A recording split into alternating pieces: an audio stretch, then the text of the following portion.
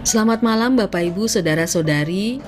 Malam hari ini kita akan mendengarkan renungan malam sebelum tidur. Amsal 17 ayat 22. Hati yang gembira adalah obat yang manjur, tetapi semangat yang patah mengeringkan tulang. Kekuatan ayat ini sangat memberkati saya dan menjadi obat yang manjur.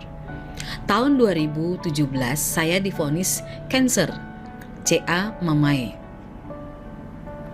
Dokter mengatakan bahwa penyakit saya tidak dapat disembuhkan, tidak bisa diapa-apakan lagi secara teknis pun.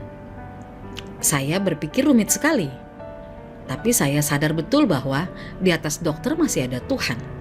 Saya tanya kepada Tuhan, Tuhan, kanker itu tidak ada obatnya. Dan saya minta sama Tuhan, apa obatnya? Saya diingatkan Amsal 17 ayat 22. Hati yang gembira adalah obat yang manjur, tetapi semangat yang patah mengeringkan tulang. Saya berpikir ayat ini saya sudah hafal dari kecil, bahkan ayat ini sudah dinyanyikan. Tapi apa hubungannya ayat ini dengan kesembuhan? Saya mulai meneliti ayat ini baik-baik. Saya mulai diskusi dengan beberapa hamba Tuhan. Lalu saya mulai melihat beberapa referensi terkait dengan hati yang gembira. Dan ternyata hati yang gembira itu benar-benar menjadi obat yang manjur karena Tuhan menciptakan tubuh kita sedemikian rupa dan sangat unik. Di otak kita itu, ketika kita bergembira, otak kita akan memproduksi hormon kesembuhan, kebahagiaan yang disebut dengan hormon endorfin, dopamin, serotonin, dan oksitosin. Secara otomatis dia akan diproduksi pada waktu kita bergembira. Dan dia akan menyembuhkan dan menenangkan. Tapi ketika kita tidak bergembira, semangat kita patah, kecewa, putus asa, takut, dan mengalami problem emosi di dalam diri kita sendiri, maka yang keluar hormon kortisol, di mana akan terjadi penyakit itu terus bertambah-tambah ketika kita tidak bergembira. Jadi saya mengambil keputusan untuk saya memilih untuk tetap bergembira. Saya memberikan diri saya untuk cara berpikir saya diubah, respon saya diubah.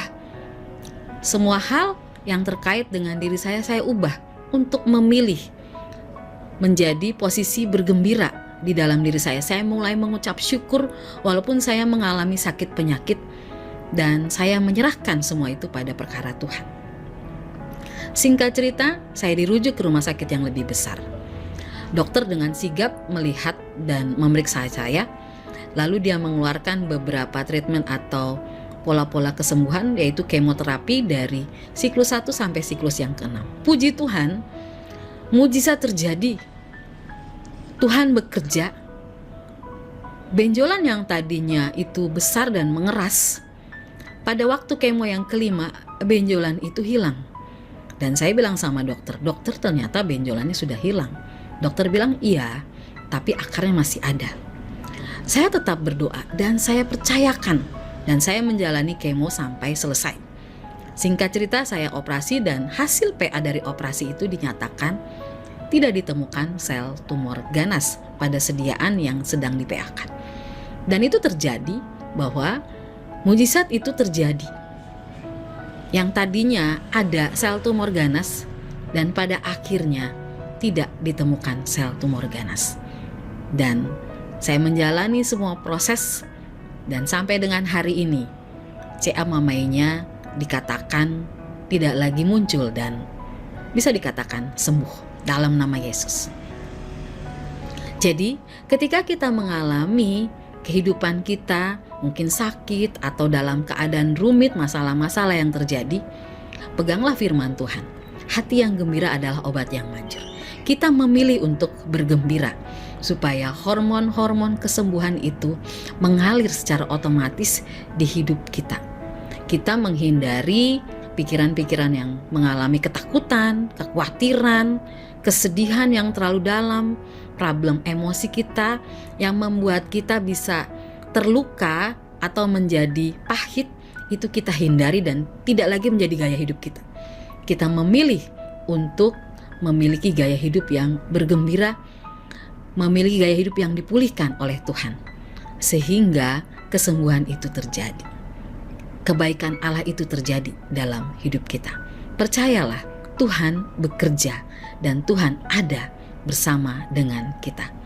Selamat memiliki hati yang gembira, karena hati yang gembira adalah obat yang manjur.